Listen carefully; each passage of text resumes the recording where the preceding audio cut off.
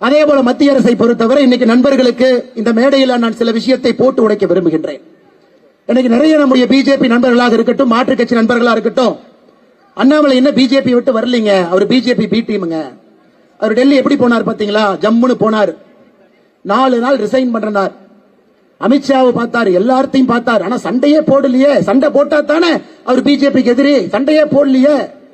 அவர் மரியாதை நிமித்தமாக எல்லாத்தையும் பார்த்துட்டு, ஐயா உங்க வேலையில் நீங்க போங்க, என் வேலையில் நான் போறேன், எனக்கு ஒரு புது விதமான அரசியல் எண்ணம் இருக்கு, இதுல செஞ்சுக்கிறேன். அதுவும் போய் தான். அமித்ஷா அண்ணாமலையோட காதல் ஏதோ சொல்லி தமிழ்நாட்டுக்கு அனுப்பிச்சிருக்காரு. அது அண்ணாமலை பக்காவாக தமிழ்நாட்டில் வந்து செய்வதற்காக பிஜேபி பிளீன்டின். ஆமா, உண்மைதான்.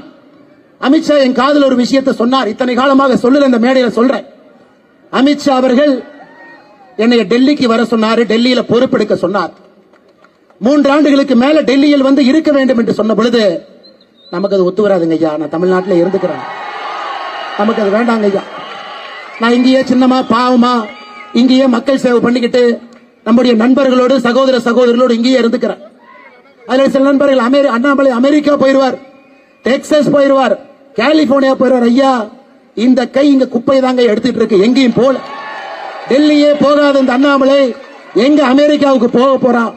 சரி, நான் சொல்றேன், சில பிஜேபி காரங்களுக்கு நம்பிக்கை இல்லையா? 20ஆம் தேதி அமித்ஷா தமிழ்நாடு வர்றாரு.